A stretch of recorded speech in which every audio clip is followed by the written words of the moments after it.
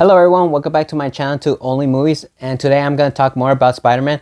I'm going to have to do a little spoiler alert, more of a talk about the end credit, what happened, because everyone's been talking about it, which everyone seems a bit confused. I'm a bit confused as well. It's because it's a lot to talk about, and of course I'm going to talk a little bit more of negative stuff on it, because I forgot to mention a few stuff from the on the my last video about the Spider-Man. A few stuff I forgot to mention what I didn't like about it, because of course I got a lot of comments about it talking about I'm wrong and this and that. This movie's the movie of the year, but everyone has different opinions. Everyone always has different opinions, so it's your opinion and this is my opinion. But let's just get started and talk. First thing is the what I forgot to mention on the last film. Of course, what I didn't like about in this film that didn't do so much is that I feel like in this film most of the time, Peter Parker mainly had his mask off most of the time than compared to other Spider-Man films. Yes, I do understand he does remove his mask, but I feel like in this one he had it mainly off most of the time because anyone could see Spider-Man's real face and see, hey, it's like, hey, I think I know that person. He looks familiar or something. Yeah, they probably forgot his erased their memories and stuff and forgot who he is. But looking at it from afar and stuff, if someone sees it from a skyscraper or tall building or something and sees him, it's like, hey, he just ruined his identity. It's not covering and all.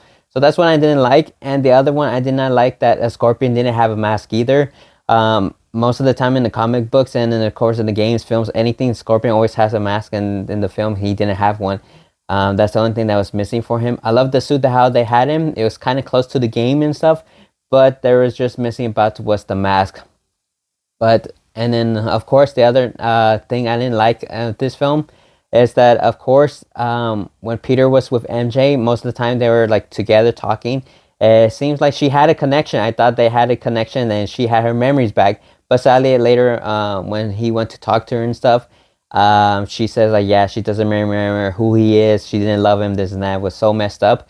And by the end, when he goes up to Ned and stuff, he talks to him. Hey, my name is Peter. Try to shake his hand, but they do their famous handshake, which I thought was so stupid. It was like, okay, why does Ned remember but not MJ? So I thought that part was so stupid. It's like, but it's like whatever. But the main talk I want to talk about is, of course, the end credit scene. So if most of you seen the film, of course you've seen this part, the scene of it. Everyone's saying like, oh, Peter has been transported to a different world. He's probably doing Battle World. But then today at work we were talking about it, about the film, and a coworker was saying that they don't think it's actually Tom Holland's Spider-Man. They're thinking it's probably Tobey Maguire's Spider-Man. Everyone's trying to wonder, is like, okay, what just happened at the end of the credit scene? Is it actually Tom Holland's Spider-Man who was transported? But I know some people are talking about like in the comic books that in Battle World is a lot different compared.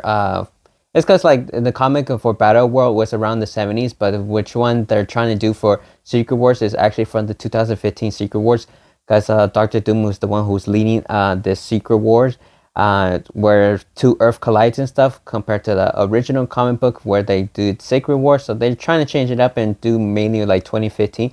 But it is a lot of stuff to process. It's a lot to talk about. So it seems like instead of the end credits, because we also can't forget both Earth is going to be colliding. So they're going to have to fight one another to who's going to survive. Involving with Doomsday is mainly for Secret Wars. So everyone's thinking is like, oh, it's like there's probably talking about to the next film. But actually they're talking about for Secret Wars. But yeah, it is a lot to talk and like to speculate and theories and all that. Because it really happens so fast. It's kind of hard to see because I know people mentioned this is Earth 616, and where he was transported was where Earth collided. And I know some people were saying like, actually this is Tobey Maguire's world, because they said he's officially in the film. He's confirmed. Tobey Maguire is gonna be wearing the Iron Spider suit, just like in the comic book. It's gonna be that red and golden, not like how Tom Holland's had it. So it's pretty cool to hear that. Hopefully it's true. And supposedly that he's gonna be fighting Wolverine, and so we'll see, because we still have a lot of like 2 more years, I believe, or another year until Secret Wars. But we're just gonna have to wait and see, because there is a lot to speculate. I know some people are really excited about this film and see the other Spider-Man and all the other characters they haven't used for Doomsday and going to Secret War. So we're just gonna have to wait and see.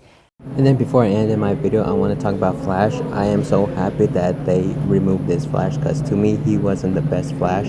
To me he seemed like more of a goofy kind of Flash, like a cyber bully, not an actual bully, compared to like the last two Flash. Both were actually bullies compared to the last Flash. I think Chris and Joe did an amazing job. Chris and Joe, he couldn't have been a perfect bully from Sam Raimi. And Joe, I could see him as a perfect bully for the Amazing Spider-Man. And he couldn't have been Agent Venom, but Sony did a lot of potential for that one. But that's mainly all I have. Hopefully you guys like this film. Let me know down in the comments what you guys think of the theory of the end credits. But don't forget to like and subscribe, and I'll see you guys next time.